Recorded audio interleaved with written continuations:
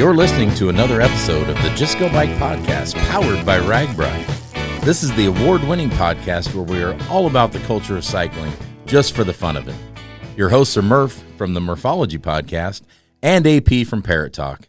With tales from all over the nation, come for the bikes, stay for the fun, and leave with a smile. And now here is Murph. Hey, that's me. And AP. Hey, that's me.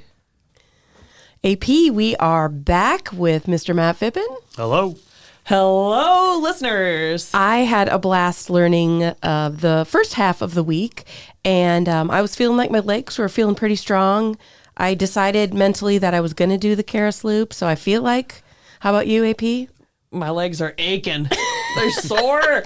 But you know what? That's day 4 for you. Let's get going. Yeah. All right. So I think we left off with going to bed in Forest City, waking up ready for day 4. Yeah, day 4 is I Ride 4 Day. So Yep. it's a day Well that done. we've kind of embraced Yep. just because it calls attention to so many different reasons why you ride RAGBRAI. Obviously, we've had some partners reach out to us that want to be involved, that have different diseases and things that they want to kind of focus on and organizations that way. So it'll be great to have them on route. But, you don't have to just ride this day. If you have someone that is tied to a disease, you can ride for your father who loves RAGBRAI and doesn't do it anymore. You can ride on behalf of him. So this day is just a day to celebrate why you ride and who you ride for. So we'll leave Forest City, 69.8 miles, 1,400 feet of climb with a max grade of 3.3%. But we will travel through 5 communities this day. So the average distance between towns is 11.6 miles, so a little bit higher in that sweet spot, but still in a good spot. We will see Forest City's airport, so another airport we're going to get to experience. But our first time out of the gate will be 18 and a half miles, and it'll be Ventura. I wonder if anyone is going to fly from town to town to town to town along with us. Oh. They could. They definitely could. Yeah, it'd be a lot less fun, but they could do it. They could do it. I'd also like to real quick remind everybody that along with the I Ride 4 Day, if as you're registering for RAGBRAI, be sure that you fill out that section that says why I RAGBRAI, because the Des Moines Register reporters will look through that and pull any interesting stories that might come up from riders along the way, and I'll look at them and maybe feature some people on social. So cool. It's a cool. If you have a really cool story, it's a way to get that out there. So all right. So Ventura. Next up, I found a really fun fact about Ventura is that legend says that there is a cryptid living in their marsh called the mugwump that lives in their marsh. Whoa. Yeah, like a Yeti or a Bigfoot or like a mysterious creature. They have a mysterious creature living in their marsh. So you better believe I'm going to go out there with my, probably not flashlight. Try to find it. I'll get my binoculars, see what we can see. Yeah, we are not going out there at night. No, well, I do it'll not be- want to be the first one eaten by this, whatever it is. It's the breakfast town. So, we'll bring a Farm Brothers burrito or whatever and bribe it. Or some beef jerky. Yeah. Casey's beef jerky. Yeah, Casey's beef jerky. See if we can find the mugwump. And how do you say this name? Is it Ventura or Ventura? Ventura. Okay, very good. I think I said Or both. Ventura. I don't like this is why We'll talk to the locals. Yeah. We apologize. I think it's Ventura. Based Okay. on what I've heard, I've been saying it like Jesse the Body Ventura. Oh, and I'm thinking of she would say that. Pet Detective, Ace Ventura. Nope, Ventura. Yeah. Alrighty then. Stay tuned. Okay, Stay all tuned. right. Okay. So we will leave that community and head 14.9 miles down the road.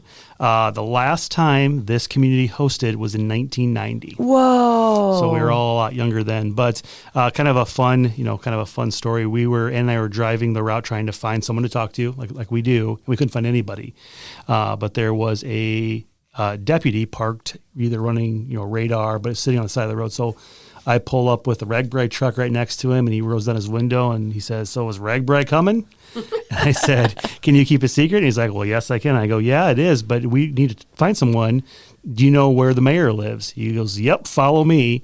So he drove us to the mayor's house, which lived a little bit off the downtown, and we literally, the deputy, Ann, and myself are knocking on this mayor's door, and this older man comes to the door and invites us in, and we literally talk business at his kitchen table and figured it out. So that was the first police escort of RAGBRAI 52. Yeah.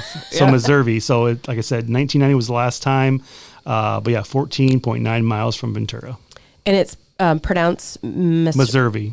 Missouri. So founded in 1886, it was founded because of a railroad line that was built connecting Mason City and Fort Dodge. Oh, cool. And apparently there were two brothers that were railroad employees, and they named it after them. Oh, very nice. But yeah, they're, we love these style of RAGBRAI towns because there's basically one way in and one way out. So you really can't get lost. So we'll leave that community, head 7.3 miles down the road to Alexander. They've been on route 3 times, and you're about 40 miles into the day. Yeah. Alexander was home to Congressman Tom Lathan, who served from 1995 to 2015. So long-serving congressman from Great. Alexander. We will leave that community and head 8.6 miles down the road. This is the first time this community has been en route. They will be a meeting town, and with this town, it will be one of the smaller meeting towns for the entire week, and there's only a couple ways to get in, and one of those ways is the bike route, which means we got to figure out how to get support vehicles in and off the bike route. So we're kind of looking at that, but Latimer will be our meeting town for that day. Latimer. Do you have a fun fact for this one, or shall I? Go ahead. Latimer is home to Dr. Milton Wirtz, who's a dentist from Latimer, and he was the inventor of a plastic eye prosthesis.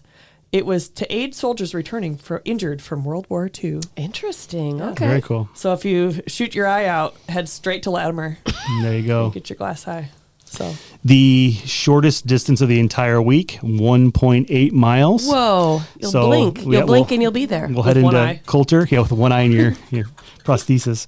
51.1 miles, Coulter. So this is another community that will be the first time on route. And from there, we'll head on into Iowa Falls. Yeah, 18.7 miles into Iowa Falls. So one last time to refuel before that longer stretch of 18.7 miles.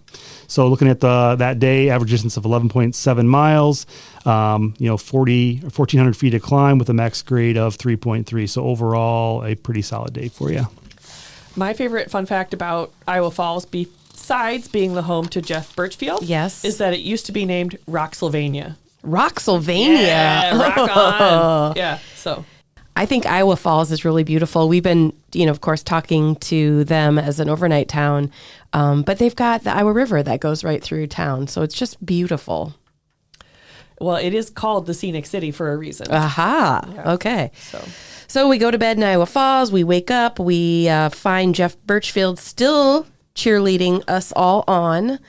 And where do we go next? We're going to go to Cedar Falls. Okay. But we're going to get there via the route from 2021. So the towns that are on this route were hosting us in 2021. So first out of the gate, you're at 14.3 miles, and it will be Ackley. Ackley, Iowa. All right. So we're in the territory. I think I've said this many times, but I graduated from UNI, which is all of these areas where, when you're 20, 19 years old and you're looking for things to do, you jump in a car and you drive to these small towns. So did you go to sauerkraut days in Ackley? yes. All right. Is that what your fun fact was going to Yes. be? All right, let's hear it. That's it. They have a sauerkraut. They have a sauerkraut days festival. It takes place in June. All right, yes. We might hit it for pre-ride, but we'll miss it for RAGBRAI. Okay, all right. Yep. So this stretch out of Iowa Falls to Ackley will be the longest stretch of the day, 14.3 miles, and then we'll head into Applington at 10.6. So this is the third time they've hosted riders. Okay. Applington and Parkersburg, the next town, are usually lumped together, but they are two distinct communities. Applington is noted in the early days for its grain elevator, its mills, and its creamery. So they had a lot of food production going on in Applington. And they're actually the birthplace of a couple famous people, but one of them is Darian DeVries, who's the head men's basketball coach for the Indiana Hoosiers, the West Virginia Mountaineers, and the Drake Bulldogs. All at separate times, of course. Cool. But yes. Yeah. So we will leave Applington and head into a community that kind of holds a special spot in my heart. 5.2 miles in Parkersburg. I got to experience this with Shields when I was en route with pre-ride, and to hear the story of Coach Thomas. And there's a gentleman in town, I won't say his name, but he's a city manager, so you can look him up. But he's a pretty amazing individual, and he's a guy that is one of our biggest RAGBRAI cheerleaders, and he would take the route back every time, I think. But he was obviously very close with Coach Thomas, and to hear that story and the amount of impact that it's still left behind in that community is pretty cool. So Parkersburg, 5.2 miles from Appleton. Yeah. And also in 2008, 400 homes were destroyed or damaged when they experienced a really big tornado. The high school was destroyed. The elementary school was damaged too. And today, they're thriving, but also Parkersburg is considered to be a model of disaster recovery and resiliency in the aftermath of a natural disaster. Yeah. Wow. Pretty Yeah. cool. They're a really cool community. They have a special place in my heart too. I'll never forget that city manager talking to us about the coach. Yes. But a more positive fact that I have from them is that they're also home to the Big Marsh Wildlife Management Area, which is Iowa's largest timber, wetland, and grassland area. It's almost over 5,000 acres, almost 6,000. So it's really a cool community. And one other fun fact, it's where I did my student teaching in college. Oh. So there are kids out there that are now adults, probably parents, that I, molded their brain a little Oh, bit. God. Yep. Okay, let's leave it at that. We won't talk about Ms. Murphy in Parkersburg. So we're going to leave that community now and head down the road. So 8.7 miles, New Hartford. They've hosted 2 previous times before, but they will be the last town before we head into Cedar Falls. Yeah. New Hartford was also struck by that tornado in 2008, unfortunately. And then their positive fact from New Hartford is that it's the birthplace of U.S. Senator Chuck Grassley. Oh. So, yeah. Very cool. So 11.2 miles into Cedar Falls. This day starting out is 50 miles, or going to be probably a little bit more than that. Max grade of 4.0%, so a little bit more punchy in some spots. But the cool thing is it's about 10 miles on the nose between towns, so easily Really cool. doable. I loved riding this route back in the day. Roads are in great spots, and if you have a tailwind that day, you're going to fly. So it should be a great day. Yeah. And we obviously, Murph mentioned that Cedar Falls is home to you and I, and this is day 5 is College Jersey Day. Yeah, there's obviously one of the big reasons we wanted to go to Cedar Falls is, obviously I have some connections there too. That's where I met my beautiful wife. But my oldest, Addison, she's a senior this year in Vinton. She'll be going to school there next year. So I wanted to give her a taste of what that community is like during the summer. So super excited to be able to show her kind of the areas that, her mom and I kind of stomped around for a while. Yeah. So far they've knocked it out of the park. Cedar Falls Amazing to committee work is with. awesome. They're all awesome. I should have shouted them all out, but Okay, so Cedar Falls, I'm sure we'll have a great celebration in Cedar Falls once we roll in there. Next morning, we start day 6. Like, this is a hard day for me because I'm want to be done but don't want to be done. Like, I've been riding my bike for 6 days. I'm tired. I am sick of the heat, maybe the headwinds that have popped up. But then also I'm like, tomorrow we go home. I don't want to do this. yeah. I don't know if you guys experienced that. Yeah, it's usually for us. It's like the joke is if you can get through Wednesday, you can make it through the rest of the week. And but by this day, you're going into Friday, which is almost the weekend, so Yeah. we're good. But the good news is, if you're feeling that way, it's only 38.4 miles. Oh, okay. So the shortest day of the week. With this day, there's 1,147 feet to climb, max grade of 3.1%. But we only have 2 towns on route because of the distance that day. There's no meeting town that day, so you have to make sure that you can get to the overnight town. But the first town of the gate at 16.4 miles is Dunkerton. Dunkerton was founded by 2 brothers. Another town founded by 2 brothers, James and John Dunkerton. They walked from Dubuque to stake their claim of land in Dunkerton, and then the town was started. Wow. Yeah. And They should have biked. They should have. Yeah. And I see that a pedestrian bridge was built in 1909, maybe by those guys, and it's still usable today. Oh, Yeah. I dare you to walk on it. No, we'll see. Yeah. Okay. And they also, I don't know how big Dunkerton is, but they have 4 parks that they maintain. Very cool. Okay. So we will leave Dunkerton, head 10.5 miles down the road to Fairbank. Which is the home to the beautiful Island Park. It is cool. Yep. We're kind of getting close to my backyard, but once we leave Fairbank, we'll head 11.5 miles down the road to Owine. Obviously, my town I grew up in, but we'll have 2 airports en route that day. The one over by Cedar Falls, which is classified as the Waterloo Airport, and the Owine Airport. Okay. That's freaking cool. And the house that you grew up in, will there be like some sort of sign so Will people can not get be featured photos? on the route anywhere. No, You will showed not us be where it was. featured. It's too late. I did. But no, this is obviously a town that, I have a lot of history. I grew up there. My mom and dad worked there. I graduated from school there. It's been really, really cool to go back there and work with the committee that, some I know, some I have no idea. I've never met. But to walk in and see a 5-foot replica picture of me as a 10-year-old boy and some of the things that they're going to be on a bicycle. So they're truly embracing this. But Owine is a great community, tons of great infrastructure to be able to pull this off. And, with averages to 12.8 miles, an easy day for riders that are, maybe a new rider that's looking just to do a day of RAGBRAI. This would be a great day for that. Yeah. And to kind of go with that hand in hand, day 6 is hometown Jersey Day and state Jersey Day. So if you have a jersey that represents where you're from, wear it on day 6. All right, well, then we roll on into day 7, the last day of RAGBRAI 52. Do we have to be done? Well, see, remember my attitude on day 6. Well, now when day 7 she wants to be done on day 6, and now she can't. Yeah, so then you wake up on day 7, and I'm like, revitalized, ready I to can't. go. I don't want it to be over. Yeah, well.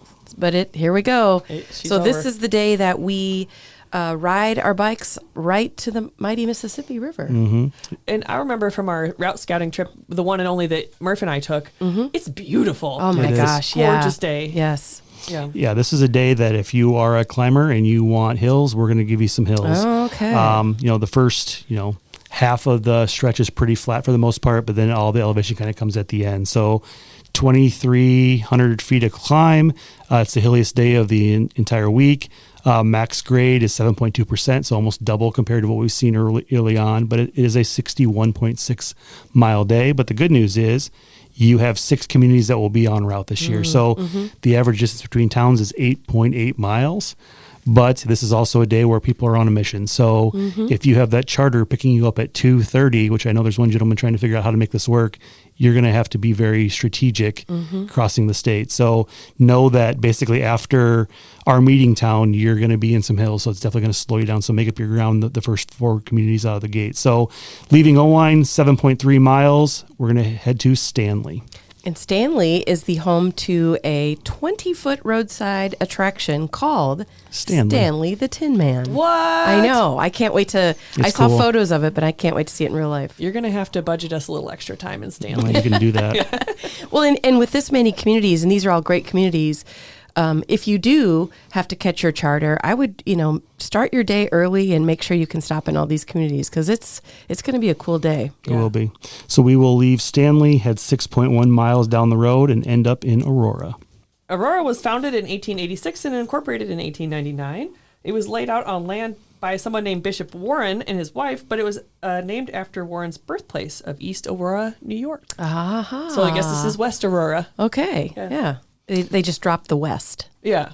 So, yeah. Okay. So we will leave Aurora, travel 5.6 miles down the road, and end up in Lamont. Lamont had a couple different names throughout its history, but the railroad made them change it to Lamont for an unknown reason. So maybe there were other people who already named the other options. So, and a fun fact, one of my college roommates who was named Cece had a brother named BB and a sister named, I can't remember, but it was also initials, and they were from Lamont. Oh, so very nice. there you go. Well, shout out to your roommate. Cece. Yeah. 6.1 miles after leaving Lamont, we will stop in Dundee. And the motto for Dundee is tiny in size, mighty in pride. That's true. So this must tell us a little bit about the size of Dundee. It's a small town, but yeah, you get that sign as soon as you pull into the area. They have a bar, which is great, but yeah, a community that's excited to host riders. We will leave Dundee, head 12.7 miles down the road. It'll be the longest stretch of the day, and we will have a meeting town of Edgewood. And I don't recall if we've ever been to Edgewood. One time. One time, In okay. 2014. 2014, okay. Yeah. Yeah, they got a pretty amazing locker there. So if you like your beef sticks. Oh, yes, I do remember the It's Edgewood really, really meat good. locker. Yes, Yeah. okay. Ooh, all right. Well, again, we're gonna need to spend some time in there. I'll see what I can do for And you. on the last day, you can bring home those refrigerated goods. That's right, yeah. So Yes, so we will leave Edgewood at 12.4 miles down the road to a town called Garber.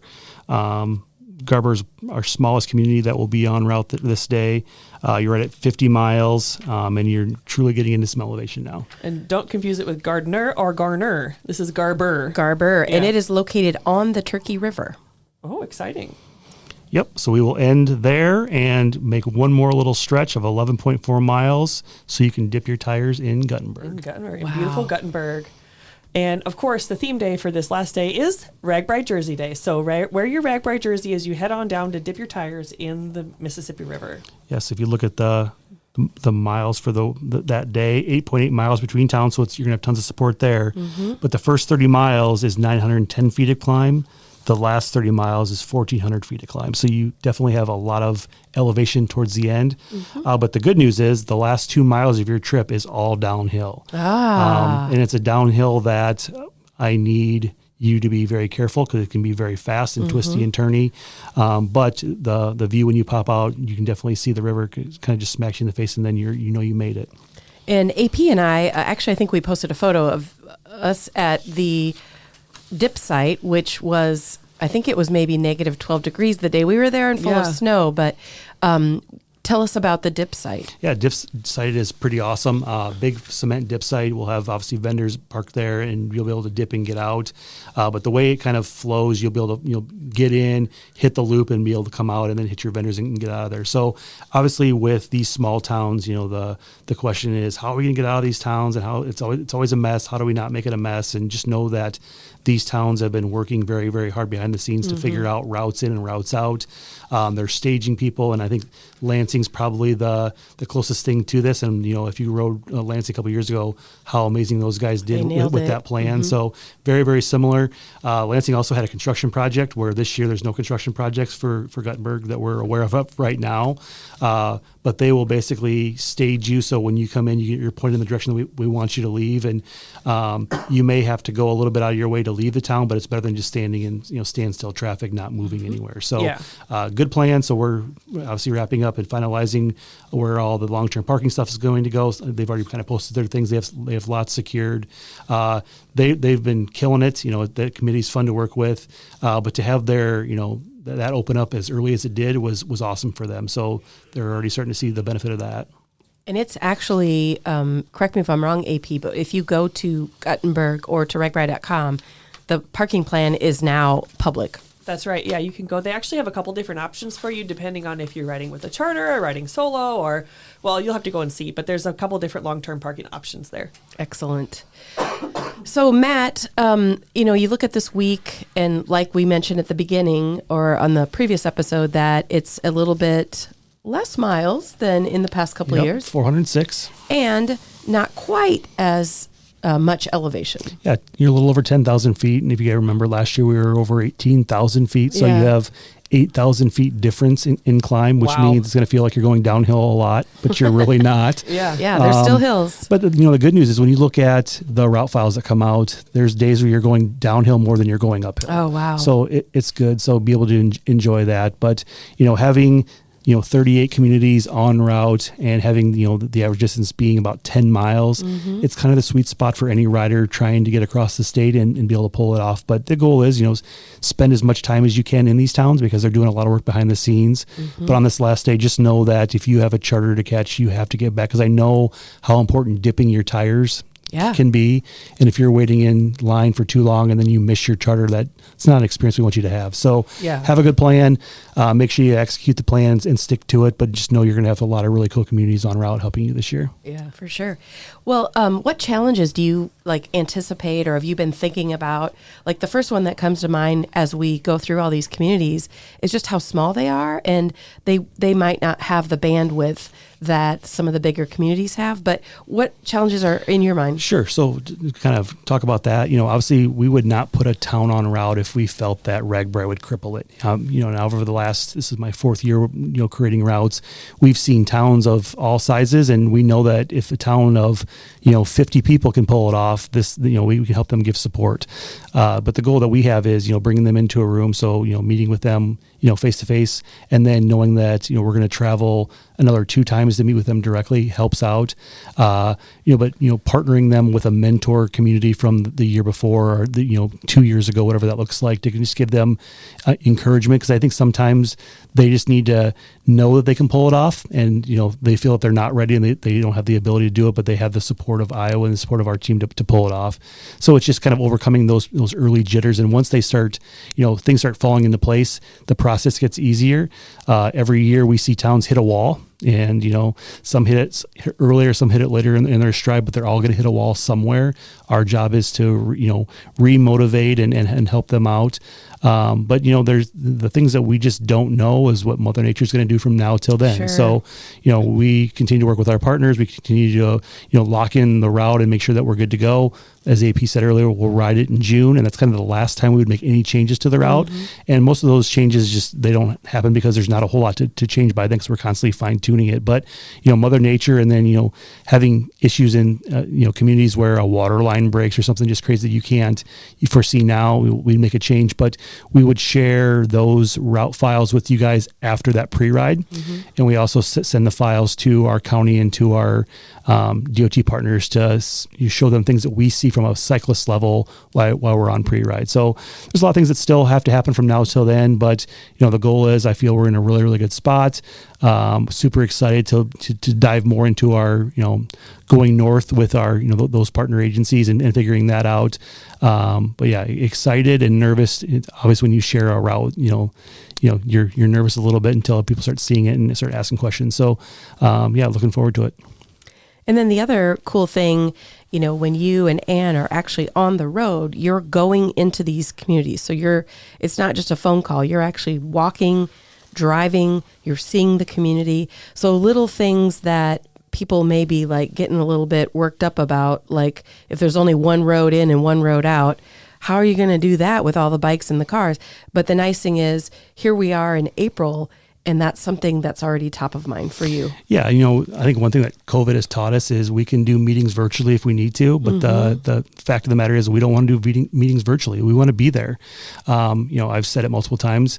When we show up for our towns, the towns show up for the riders. So, mm-hmm. Us traveling 20 times across the state, we're on the route 20 plus times checking it out. So it's really cool from my perspective to see the route evolve, not only just in color of Mother Nature, getting better throughout the year, but seeing projects that are being hit based on things that we're seeing. So, our counties and our DOT knows as soon as we announce, they can be out there working on things. So, there's not a better feeling as being in traffic because there's like a road construction project, but that they're making the roads better for RAGBRAI. So we don't mind waiting. Yeah. I mean, think about I was just sitting here thinking about how we have a couple of coworkers who work remotely and we only see them every once in a while. You guys you work remotely from sort of our coworkers, these towns. You see them once every week. That's a lot. Yeah. And think about the bond that you've been building over this time already. So it helps immeasurably. Yeah. If we can't become part of the town's banter by the end of the trip, we're doing something wrong. But it's just great to, by the end of the week, it's hard from my perspective because there are relationships there, and things are progressing in a way that when it's all said and done and you have to leave, it's hard leaving them because you have bonds built. Yeah. And the goal is, hey, we'll see you in 3 to 5 years, and you look forward to going back, but it's just one of those things where it's tough because you have such strong relationships built with these towns. Oh, for sure. Yeah. That's why it's a joy for a town like Iowa Falls to see them again after such a short time. It's like a nice surprise. Yes. Mm-hmm. Yeah. So now we know, listeners, Orange City to Guttenberg, and we know all the in between.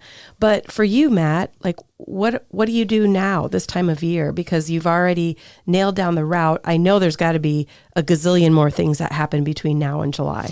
Yeah, you're still traveling a bunch, and now the process starts with all these pass-through towns where the meeting or the overnight towns have been already kind of working. Now the pass-through towns are starting to get up and get going, and now you're fielding new questions that they have. The good news is with the portal that Ann and the team's created, it helps connect those towns a little bit easier. But it's answering questions that you answered 2 months ago with an overnight town. Yeah. But it's just letting the towns know that you have my cell, you have Ann's cell, you have our email. When you call, we're going to answer because we know that these meetings are being had at 7:00 at night, and you need an answer to a question, and you don't want to wait a day for RAGBRAI to get back to you. So, please, if you're one of those towns, reach out. And obviously we're doing everything in our power to protect them behind the scenes. So if you're a rider, please just hold off, let them kind of get situated before you start making calls and asking questions, because they're going to be overwhelmed just like everybody else is. But, now is where kind of the real work begins. I mean, obviously there's been a lot of work before this, but now that everything's announced, we have to start just dialing things in. Yeah. I'm excited from my perspective. This is when the towns start putting out all their logos. Each of the pasture towns, one of the pasture towns has their logo already. I won't reveal who it is because I don't think they've publicly said it, but it's really, really fun from my side of things to see them start really conceptualizing their RAGBRAI plans and having their logos and their themes. And I think one other thing that we should reveal right on this podcast. So Old Wine is where you grew up, where you went to school. Yep. You have people there that know you or knew you. Yep. Do you have a favorite sweet treat or dessert that they will be selling to all of us? I don't know. No, Can you say it's Scotcheroos? Scotcheroos, yeah. It's an Iowa staple, definitely a Scotcheroo. But no, that's one thing I do look forward to every year on the ride is the homemade pies. Yes, There is a pizza joint in town that I'm not going to give it any shout out, but just know if you go there, they kill it. So okay, I can attest to that. That is good. But no, there's some spots. But no, it's like I said, it's fun to be back there and kind of work with some people that you've known over the years, and just know that they want to do it. Just like every town, they want to do it right. Yeah. So you're keeping it a secret, I see. 100%. But AP and I are on it. We are going to be, whenever we talk to anyone from Old Wine, we will find out and let you listeners know. If there's any treat that needs to be sampled, you just get a hold of me. So, well, Matt, thank you so much for taking time to talk to us today. Problem. And last week as well, because I know this is a really busy time of year for you. And it's just fun to take a little moment and talk through the route and, have some Matt time. Appreciate it. Thank you. And congratulations on, getting us ready for RAGBRAI LII. There you go. Well, listeners, that is it for today. We want to thank you for tuning in to listen to the Just Go Bike podcast. If you would like to contact Murph and AP with a comment about the podcast, or maybe even you have a topic in mind, you can reach us at justgobikepodcast@gmail.com. Please follow us on Instagram and Facebook, and watch our intros on YouTube. And don't forget to rate, review, and subscribe to this podcast, especially if you're a fan. That is going to do it for this week. Until next time, Just go bike!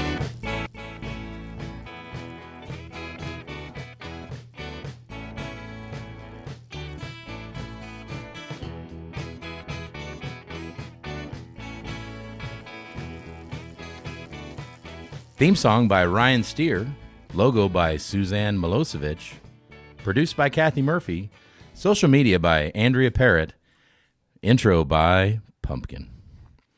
Until next time, just go bike.